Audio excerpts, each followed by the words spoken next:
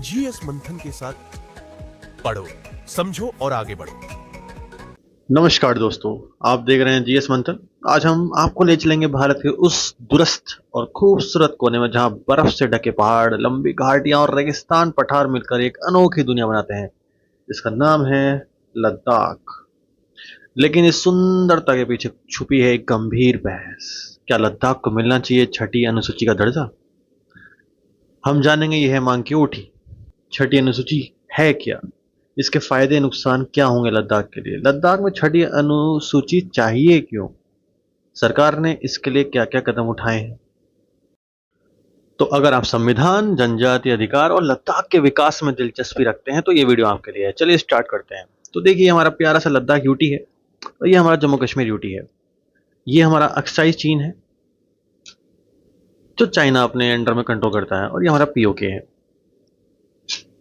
तो इंडिया के पास जो क्षेत्र है वो ये है जिस पे इंडिया अपना कंट्रोल रखता है। क्वेश्चन बनता है कि अफगानिस्तान से भारत की सीमा लगती है? जी हाँ, बिल्कुल लगती है। ये आप देख सकते हैं, ये अफगानिस्तान है हमारा और ये यहाँ पे सीमा टच हो रही है।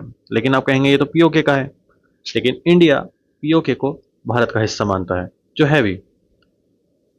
लेकिन अभी इसे कंट्रोल पाकिस्तान कर रहा है, उसी तरह इस क्षेत्र को कंट्रोल चाइना कर रहा है। तो हाँ, सीमा टच होती है। आप में देखिए, ये हमारा लद्दाख है, ये हमारा कश्मीर है। लद्दाख से जो सीमा लगती है वो कश्मीर की लगती है और जो हिमाचल प्रदेश की लगती है, और कश्मीर से भी हिमाचल प्रदेश और पंजाब की लगती है। आपने सुना होगा सियाचिन ग्लेशियर, जहां हमारी सेना तैनात है और बहुत ही ठंडा और बहुत ही दुर्गम क्षेत्र है। कहाँ पे है ये आप क्षेत्र देख रहे हैं, ये वाला इस क्षेत्र में हमारा सियाचिन ग्लेशियर है, जो लगभग 20,000 फुट की ऊंचाई पे है और दुनिया का सबसे ऊंचा बैटल ग्राउंड है। और ये काराकोरम पर्वतमाला यहाँ पे हमारा है जहाँ ये मौजूद है। विवाद वही है, पाकिस्तान भारत का यहाँ विवाद है, और यहाँ -50 डिग्री सेल्सियस तक तापमान पहुंच जाता है। तो आप सोच सकते हैं हमारे जवान किस कंडीशन में यहाँ ड्यूटी करते हैं। यहाँ आप देख सकते हैं, यहाँ सियाचिन ग्लेशियर लिखा है, और ये आप देख सकते हैं कितना प्यारा देश, और ये आप देख सकते हैं कितना प्यारा प्रदेश है, बहुत सुंदर है। लोग राइडिंग के लिए, ट्रिप के लिए यहाँ जाते हैं। जो शौकीन लोग हैं वो लद्दाख जरूर जाते हैं। तो चलिए आगे देखते हैं चर्चा में क्यों है। अगर हम इतिहास की बात करते हैं, 2019 में जम्मू कश्मीर का पुनर्गठन हुआ था और लद्दाख एक यूटी बन गया था, केंद्र शासित प्रदेश। लेकिन यहाँ विधानसभा नहीं बनाई गई, सिर्फ लेफ्टिनेंट गवर्नर के जरिए शासन चलता रहा। यहाँ एक गवर्नर रखा गया जिसके द्वारा शासन यहाँ पर चलाया गया। उस समय के स्थानीय लोगों ने कहा कि हमें छठी अनुसूची दो ताकि हमारी जमीन, संस्कृति, पहचान सुरक्षित रहे। न्यूज में अब क्यों आया है? हाल ही में लद्दाख में भारी आंदोलन हुए हैं जिसमें बहुत लोगों ने आगजनी करी है, सड़कों पर उतरे हैं, विरोध बहुत हुए हैं, कर्फ्यू लगा, कई लोग घायल हुए, कुछ की मौतें भी हुई हैं। लोग डरे हुए हैं कि बाहर से लोग आकर उनकी जमीन ना खरीद लें, उनकी संस्कृति खतरे में ना आ जाए। इसी वजह से वहां आज छठी अनुसूची का मुद्दा उठाया। अब ज्यादातर निर्णय केंद्र सरकार और नौकरशाही करती है, तो भाई लोकल जो वहां के लोग हैं उन्हें खतरा लगेगा। वो किसके पास जाए? उनके पास कोई रास्ता नहीं है।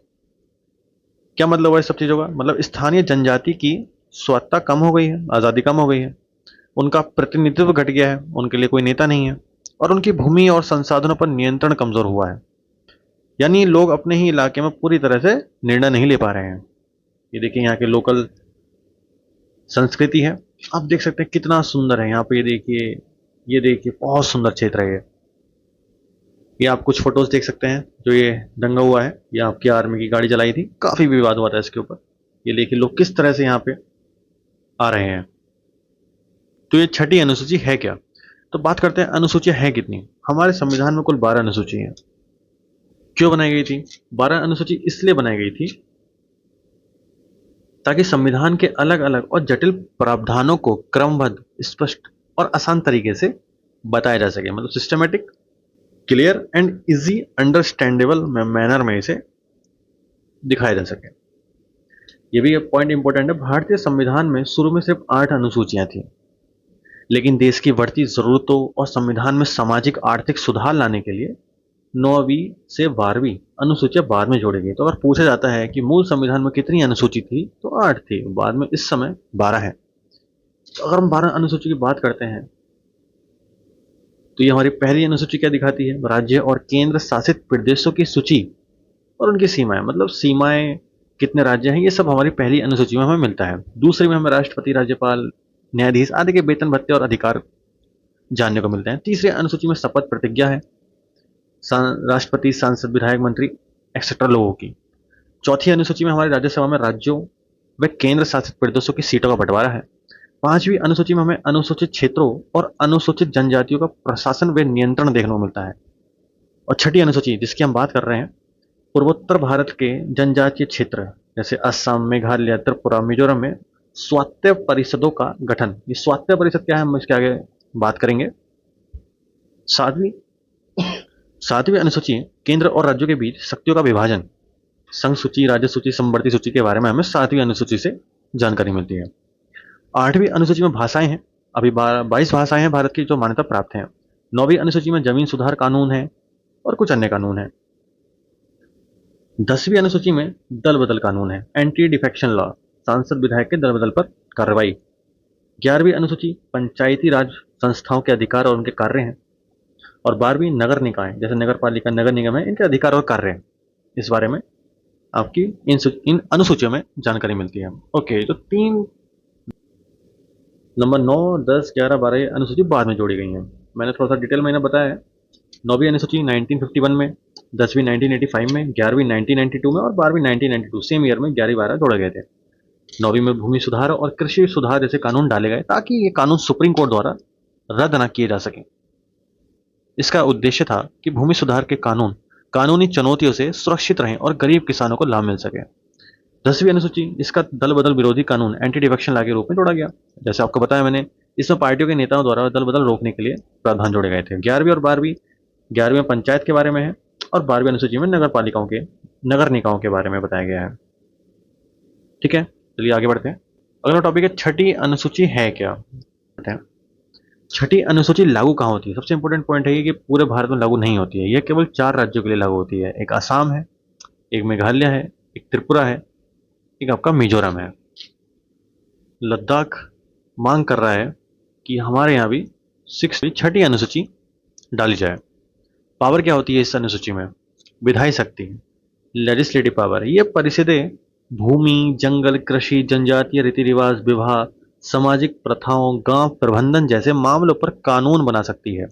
वहाँ के जो लोकल्स के जो अपने रीति रिवाज होते हैं उनके लिए कानून बना सकती है ये अनुसूची। हालांकि इन कानूनों को राज्यपाल की मंजूरी लेनी होती है। बिल्कुल। जुडिशियल पावर क्या होती है, न्यायिक शक्ति क्या होती है। जनजातीय रीति रिवाजों के आधार पर छोटे छोटे विवादों का निपटारा करने के लिए इनके पास न्यायिक अधिकार भी होते हैं। एग्जीक्यूटिव पावर्स क्या है, कार्यकारी शक्तियां, स्वायत्त जिला परिषद, एटोनोमस डिस्ट्रिक्ट काउंसिल्स, इसके बारे में हम बात करेंगे, मैं आपको दिखाऊंगा। एटोनोमस डिस्ट्रिक्ट काउंसिल्स और एटोनोमस रीजनल काउंसिल्स, एआरसी और एडीसी के बारे में मैंने बहुत अच्छे से डिस्कस किया है, हम आगे बात करेंगे इसके बारे में।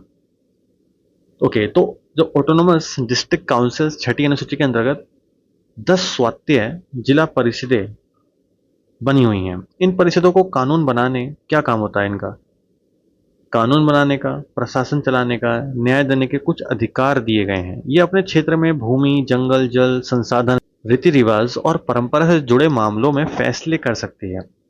ठीक है।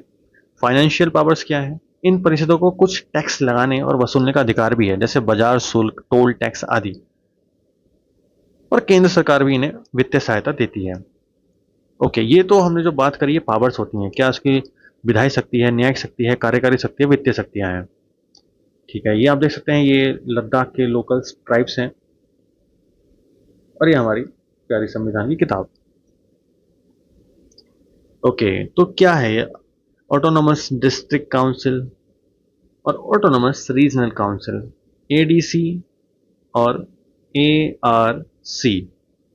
ओके, छठी अनुसूची में सबसे पहले ऑटोनोमस डिस्ट्रिक्ट काउंसिल एडीसी बनाए जाते हैं, लेकिन अगर ये किसी जिले के अंदर कई जनजातियां रहती हैं और उनमें से कुछ अपनी अलग पहचान, परंपरा और प्रशासन चाहती हैं, तो उस जिले के लिए एक स्वायत्त क्षेत्रीय परिषद ऑटोनोमस रीजनल काउंसिल एआरसी बनाया जाता है। मतलब एडीसी किसी क्षेत्र के लिए बना दी गई, लेकिन उस क्षेत्र में कहीं कुछ ऐसे लोग हैं जहां बहुत ज़्यादा डाइवर्सिटी है, तो उस जगह के लिए अलग से एआरसी बनाया जाता है। मतलब एडीसी के अंदर ही एआरसी होता है। समझ पा रहे हैं आप?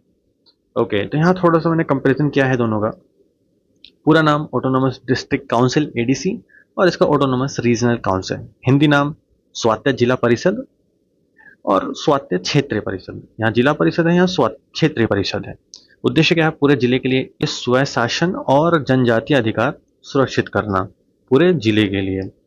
और इसके अंदर क्या है? जिले के भीतर किसी विशेष जनजाति या क्षेत्र के अतिरिक्त स्वायत्तता देना किसी विशेष जनजाति के लिए। आप अंतर समझ रहे हैं, ये जिले के लिए है और ये सिर्फ किसी विशेष जनजाति के लिए है। कहाँ बनती हैं? सीधे संविधान द्वारा, छठी अनुसूची के द्वारा।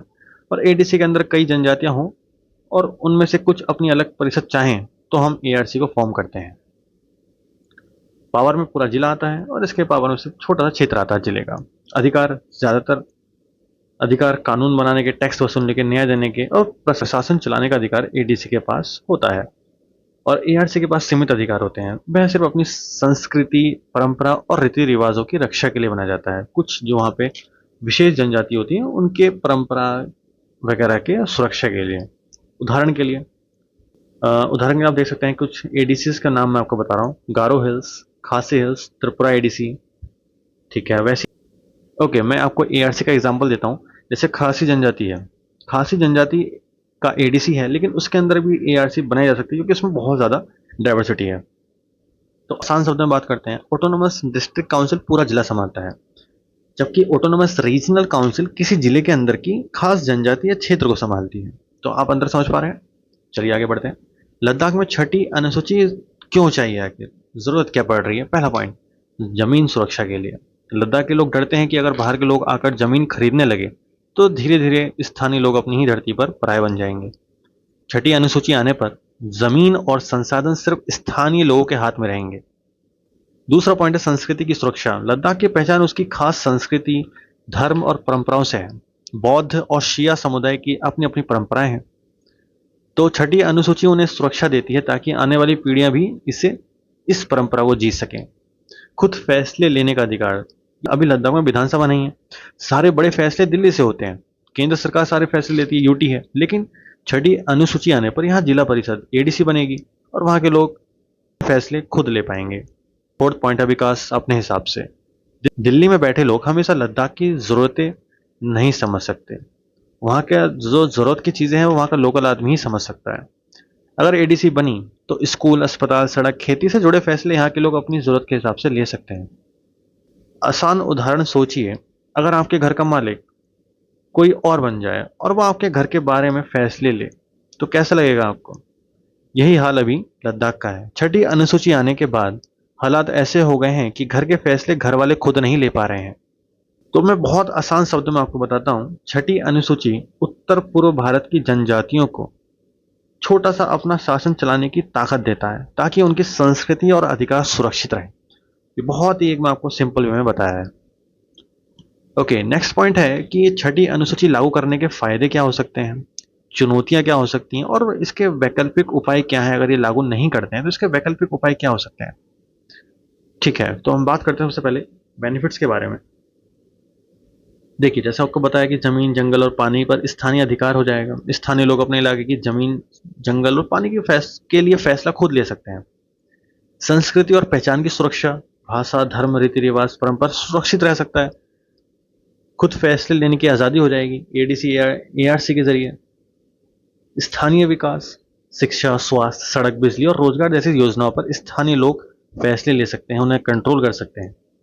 राजनीतिक भागीदारी और आवाज, स्थानीय परिस्थितियां मजबूत होंगी और लोग राजनीतिक निर्णयों में सीधे शामिल होंगे। उनके पास एक ऑप्शन हो जाएगा जिसके पास अपनी प्रॉब्लम्स लेके जा सकें। स्थानीय रोजगार और आर्थिक विकास, प्रोजेक्ट्स और विकास में स्थानीय लोगों को प्राथमिकता मिलेगी। ये तो हमने फायदे की बात करी। अगर हम बात करते हैं चुनौतियां क्या क्या हैं, ये काफी इंपॉर्टेंट है। चुनौतियां सबसे पहले क्या क्या आ रही हैं सरकार के पास? तो सबसे पहले राजनीतिक और संवैधानिक जटिलताएं। देखिए, लद्दाख एक यूटी है, यूनियन टेरिटरी है जहां विधानसभा नहीं है, तो संविधान में बदलाव या नया कानून बनाना काफी लंबा प्रोसेस होता है। स्थानीय और बाहरी हितों में टकराव, बाहरी निवेशक और सरकार के फैसले स्थानीय लोगों की सुरक्षा और अधिकार से टकराएंगे। बाहर से अगर कोई निवेशक लद्दाख में आता है और सरकार वहां पर छठी अनुसूची लागू कर देती है तो कुछ नियम ऐसे हो जाएंगे कि वहां इन्वेस्टमेंट करना बहुत मुश्किल हो जाएगा और टकराव हो सकता है। संसाधनों और भूमि विवाद, सीमित संसाधनों के होने के कारण समुदायों के बीच टकराव हो सकता है।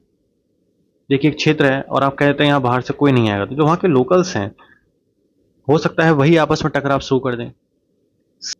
सांस्कृतिक विविधता, लद्दाख में कई अलग अलग जनजातियां हैं, उनकी अलग अलग मांगे संतुलित करना बहुत मुश्किल हो जाएगा, क्योंकि ये क्षेत्र बहुत सारी जनजातियों में बटा हुआ है। हर किसी की अलग डिमांड है, हर किसी की डिमांड तो पूरी नहीं हो सकती ना, इसलिए ये भी एक समस्या है। सुरक्षा और भौगोलिक चुनौतियां, सीमा क्षेत्र होने के कारण प्रशासन और स्थानीय स्वशासन में संतुलन बनाना कठिन है। ये बहुत इंपॉर्टेंट है। देखिए, लद्दाख से पीओके और अक्साई चीन की सीमा लगती, तो वहां पे हमेशा हमारी आर्मी रेडी रहती है, तो कुछ प्रॉब्लम्स जरूर आ सकती है इस चीज को लेके। जनसंख्या और विकास असमानता, कम आबादी है, वहां पे आबादी बहुत कम है, बड़े क्षेत्र में विकास कार्य समान रूप से लागू करना चुनौतीपूर्ण है।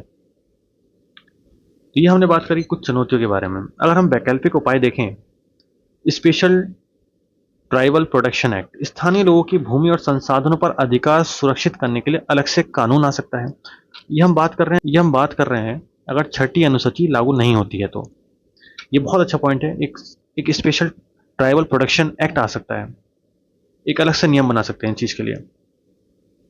Cultural and education autonomy, school और कॉलेजों में स्थानीय भाषा, संस्कृति और परंपरा का पाठ्यक्रम सुनिश्चित कर दिया जाए, यह भी अच्छा पॉइंट है। Local self government strengthening, ADC और एआरसी को ज्यादा अधिकार और बजट देना ताकि वे अपने फैसले स्वतंत्र रूप से ले सकें, मतलब एडीसी और एआरसी को पावर बढ़ा दी जाए। कोटा रिप्रेजेंटेशन, सरकारी नौकरियों और शिक्षा में स्थानीय लोगों को प्राथमिकता देना, यह भी ठीक पॉइंट है। Eco tourism and sustainable development, पर्यावरण और पर्यटन परियोजनाओं में स्थानीय समुदायों की अनुमति अनिवार्य करना। एक पास सिस्टम बना दें कि उस पास को बनाना पड़ेगा, तब जाके वहां पे जो टूरिस्ट है वहां एंट्री कर सकें।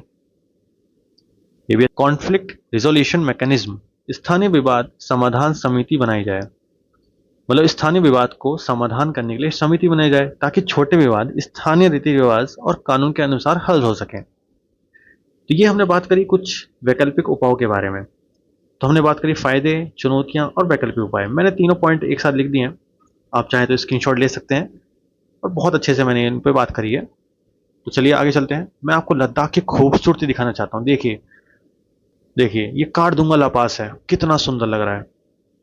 ये हमारा पेंगोंग लेक है, ये हमारा नुब्रा वैली है, और आप देख रहे हैं welcome you to the top of the world mighty Khardungla, 18,380 feet. बहुत सुंदर एक यूटी है। तो दोस्तों इस मंथन में हमने देखा लद्दाख के बारे में।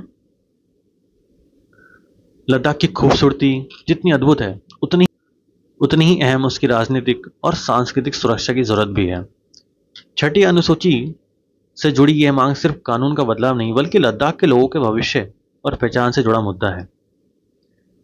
तो आपकी राय हमारे लिए बहुत कीमती हुई। क्या आपको लगता है कि लद्दाख को यह दर्जा मिलना चाहिए? क्या उसे 6th अमेंडमेंट की सूची में शामिल करना चाहिए?